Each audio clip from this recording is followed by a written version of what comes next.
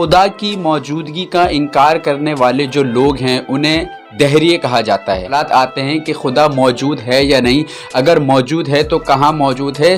چونکہ ہمارے والدین کو، ہمارے لوگوں کو یہ سوالات پتہ نہیں ہوتے، تو پھر وہ لوگ کیا کرتے ہیں، وہ یوٹیوب پہ جاتے ہیں۔ ہمارے پاکستان کے اندر ایتھیزم کے نام سے ایک گروپ بنا ہوا ہے، یقین کیجیے کہ 1 ملین سے زیادہ فالوورز ان کے موجود ہیں۔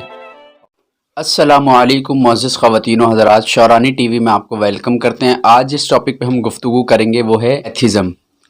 ایتھیزم ایک ایسا ورڈ ہے کہ جب ہمارے ذہن میں آتا ہے تو چونکہ ہم مسلمان ہیں تو یقیناً ہمارے ذہن میں خدا کی موجودگی کا اقرار آتا ہے۔ تو ہماری سوسائٹی میں ایسے کئی لوگ موجود ہیں کہ جو ایتھیزم کو آج کل پھیلا رہے ہیں۔ خدا کی ایتھیزم کا معنی کیا ہے؟ ایتھیزم کی میننگ ہے خدا کی موجودگی کا انکار کرنا۔ اب خدا کی موجودگی کا انکار کرنے والے جو لوگ ہیں انہیں دہریے کہا جاتا ہے۔ امام اعظم ابو حنیفہ رضی اللہ تعالی عنہ کے دور میں بھی یہ دہریے پائے جاتے تھے، تو آپ رضی اللہ تعالیٰ عنہ نے ان سے مناظرہ بھی کیا اور وہ مناظرہ جیتا بھی۔ اس کی کہانی کیا تھی وہ میں آپ سے بعد میں بتاؤں گا، لیکن میں ابھی جو آپ کو بتا رہا ہوں ہوتا یہ ہے کہ ہماری سوسائٹی میں ایسے لوگ موجود ہیں کہ جو لوگوں کو اسلام سے منحرف کرنا چاہتے ہیں، لوگوں کو دین سے دور کرنا چاہتے ہیں۔ ہمارا اس میں کیا حق بنتا تھا؟ جب ایک بچہ بڑا ہوتا ہے تو چاہیے یہ تھا کہ اس کے ماں باپ اس کو جوابات دیتے۔ اگر ایسے کئی سوالات اس کے ذہن میں جنم لیتے ہیں کہ جو اللہ رب العزت جل وعلا کی وحدانیت کو جو ہے وہ جھٹلاتے ہیں، ایسے سوالات آتے ہیں کہ خدا موجود ہے یا نہیں، اگر موجود ہے تو کہاں موجود ہے۔ چونکہ ہمارے والدین کو، ہمارے لوگوں کو یہ سوالات پتہ نہیں ہوتے، تو پھر وہ لوگ کیا کرتے ہیں، وہ یوٹیوب پہ جاتے ہیں۔ جب وہ یوٹیوب پر جاتے ہیں تو یوٹیوب پہ ایسے کئی لوگ مل جاتے ہیں کہ جو آل فول بک رہے ہوتے ہیں۔ تو اگر تمہارا خدا موجود ہے تو دکھاؤ ہمیں کہاں ہے، اگر تمہارا خدا موجود ہے تو کیسا دکھتا ہے۔ جیسے وہ پرانے کہ یہود و نصارہ سوال کیا کرتے تھے کہ آپ کا جو رب ہے وہ سونے کا ہے یا چاندی کا ہے، تو اس طرح کے آل فول سوالات جو ہے ہمارے سامنے آئے تھے۔ تو بچے جب وہ کرتے ہیں، ہمارے پاکستان کے اندر ایتھیزم کے نام سے ایک گروپ بنا ہوا ہے، یقین کیجیے کہ 1 ملین سے زیادہ فالوورز ان کے موجود ہیں۔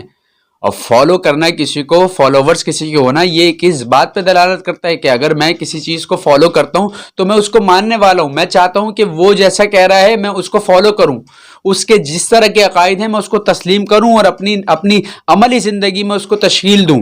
تو ہمارے یہاں پہ اسلام جو ہے، اسلام سوسائٹی ہے، یہ پاکستان مسلمانوں کے لیے بنایا گیا تھا تاکہ وہ اپنے دین کی ترویج و اشاعت میں بآسانی کوششیں کر سکیں، عمل کر سکیں، سب کچھ کر سکیں۔ لیکن آج کیا ہوا کہ اسلام سے دور کرنے کے لیے ایتھیزم کے نام سے گروپ بنائے جا رہے ہیں اور اس میں آل فال حرکتیں کر کے لوگوں کے ذہن خراب کیے جا رہے ہیں۔ انہیں خدا کی موجودگی کا اقرار کرنے کے باوجود اس پر لازم کیا جا رہا ہے کہ تو یہ انکار کرے، اگر ہیں تو یہ سوالات دیں۔ اب وہ نہیں دے سکتے بیچارے، تو پھر ایسے کئی سوالات کرتے ہیں کہ جو انسانی عقل تسلیم کرتی ہے کہ یار اگر ہیں تو کہاں ہیں، اس کے پاس جواب نہیں ہے۔ ماں باپ سے مانگا نہیں دیا، علماء سے مانگا جواب نہیں دیا، مسجدوں کے منبر و محراب پر بیٹھ کے تقاریر بہت ہوئی، 11ویں پہ یہ ہے، 12ویں پہ یہ ہے، نیاز نظر یہ ہے، سب کچھ بتا دیا آپ نے، لیکن اللہ رب العزت جل وعلا کی جو حقائق ہیں، اللہ تعالیٰ کی ذات کے حوالے سے جو حقائق ہیں جو ایک مسلمان کو معلوم ہونے چاہیے تھے، وہ نہیں ہوا۔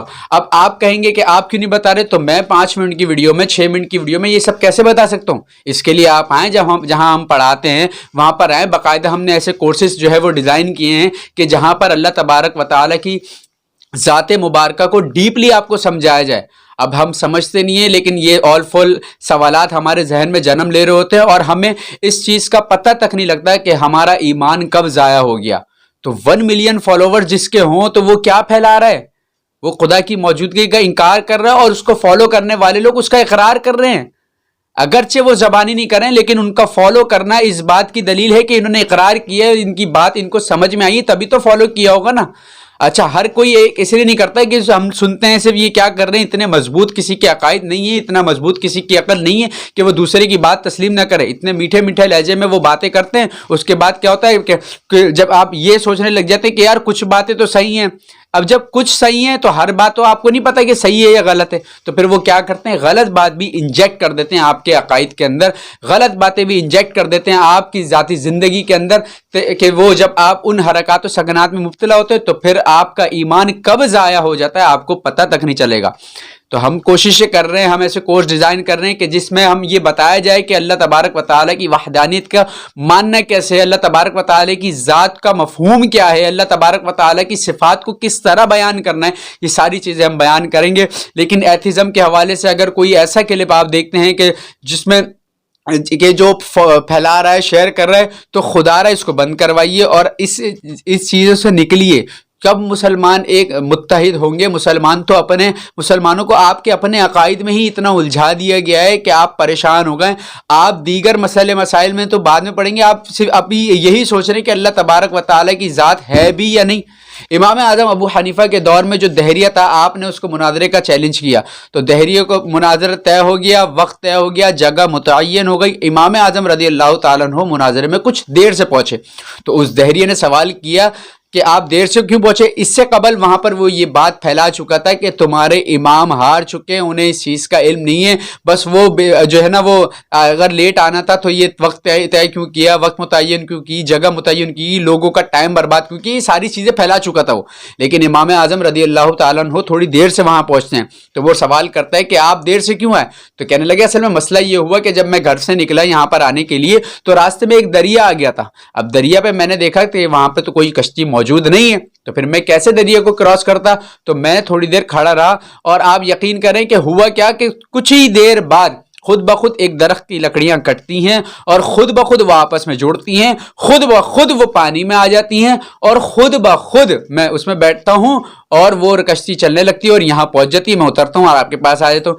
تو وہ دہریہ یہ کہنے لگا کہ یہ کیسے ہو سکتا ہے کہ خود بخود ہو جائے؟ تو امام اعظم رضی اللہ تعالیٰ انہوں نے کہا میں نے بھی یہی تو کہا ہے کہ یہ کیسے ہو سکتا ہے، اس دنیا کے نظام کو چلانے والا کوئی نہ کوئی تو موجود ہے، وہ کوئی نہ کوئی نہیں ہے، وہ اللہ تبارک و تعالیٰ کی ذات مبارکہ ہے کہ جو اس کائنات کو پر منظم انداز میں تخلیق فرما کر اس کو بہترین انداز میں چلا رہا ہے، ہر ایک کو رزق اس کے وقت پر پہنچ رہا ہے، ہر ایک کو اچھا کھلا رہا ہے، اچھا پہنا رہا ہے، اچھا اڑا رہا ہے، ہر ایک اپنی زندگی میں ایک بہترین مقام پر فائز ہے، جانوروں کو بھی رزق دے رہا ہے، سمندر کی مچھلیوں کو بھی کھلا رہا ہے، پہاڑوں کے اندر جو جانور موجود ہیں ان کو بھی کھلا رہا ہے، سمندر کی تہہ کے اندر، مٹی کے اندر جو زہریلی جانور موجود ہیں ان کو بھی کھلا رہا ہے۔ اللہ تبارک و تعالیٰ سب کو رزق دے رہا ہے، سب کو پیدا فرما رہا ہے، سب کو موت دے رہا ہے، ہر چیز، ہر نظام اللہ تبارک و تعالیٰ کے حکم کے بغیر نہیں چل سکتا۔ سورج اپنے وقت پر نکل رہا ہے، سورج اپنے وقت پر غروب ہو رہا ہے، چاند اپنے وقت پر نکل رہا ہے، چاند اپنے وقت پہ جا رہا ہے، ستارے اپنے وقت پر آ رہے ہیں، ساری چیزیں منظم انداز میں چل رہی ہے۔ اس منظم انداز کو چلانے کے لیے کوئی نہ کوئی ایک ذات ایسی ہوگی کہ جو اس نظام کو چلا سکے، تو وہ ذات اللہ تبارک و تعالیٰ کی ہے۔ مناظرہ وہیں ختم ہو گیا اور وہ دہریہ وہ مان لیا۔ اب یہاں پر کیا ہوتا ہے کہ یہاں پر ایتھزم کو پھیلایا جا رہا ہے، خود کا انکار جو ہے لوگوں کے ذہنوں میں تسلیم کروایا جا رہا ہے، بالجبر نہیں کہیں گے اس کو، لیکن ایسی باتیں کر کر کہ وہ جو ہے وہ یہ سمجھنے لگ جائیں کہ خدا ہے ہی نہیں معاذ اللہ۔ تو اگر خدا نہیں ہوتا تو پھر اس کائنات کو چلانے کے لیے کون سی ذات ہوتی؟ ہم کیسے پیدا ہو گئے؟ ہم کیسے مر رہے ہیں؟ رزق کیسے مل رہا ہے؟ کھا پی رہے کیسے ہیں؟ بیماریاں کس کی طرف سے آتی ہیں؟ شفا دینے والی ذات کون سی ہے؟ موت کون دیتا ہے؟ رزق کون دیتا ہے؟ یہ ساری چیزیں آتی ہیں۔ تو یقیناً اللہ تبارک و تعالیٰ کی ذات ہی ایسی ہے کہ جو اس تمام نظام کو سنبھال سکتی ہے، اس کے علاوہ کوئی اور ذات اس لائق نہیں ہے۔ اسی لیے عبادت کے لائق بھی جو ذات ہے وہ اللہ تبارک و تعالیٰ کی ذات ہے کہ جس کے آگے انسان سارے گناہوں کو تسلیم کر کے اور ساری اپنی جو ہے وہ واردات کو تسلیم کرتے ہوئے سرخم تسلیم کرتا ہے اس ذات کے سامنے کہ یا اللہ تو ہی اعلیٰ ہے، تو ہی برتر ہے، تو ہی سب کچھ ہے، میں تو ایک ادنا ہوں، میں تو گناہگار ہوں، میرے تو ہاتھوں میں اتنی طاقت نہیں، اگر تو نہ چاہے تو میں اس ہاتھوں کو بھی نہ چلا سکوں، اگر تو نہ چاہے تو میں اس زبان کا استعمال بھی نہ کر سکوں، اگر تو نہ چاہے تو میں اس جسم کا استعمال بھی نہ کر سکوں، میں کچھ نہیں کر سکوں۔ تو اللہ تبارک و تعالیٰ کی واحد ذات ہے کہ جو عبادت کے لائق ہے اور مسلمان اس کے قائل ہیں اور اللہ تبارک و تعالیٰ ہی کو سجدہ کرتے ہیں اور اللہ تبارک و تعالیٰ ہی کو مانتے ہیں۔ تو اگر آپ کے ذہن میں آپ کے ارد گرد کوئی ایسے لوگ موجود ہیں جو خدا کی موجودگی کا انکار کرتے ہیں تو ان سے دور رہیے گا۔ یاد رکھیں یہ وہ لوگ ہیں کہ جو خود تو نہیں مانیں گے لیکن آپ کا کہیں ایمان ضائع نہ کر دیں۔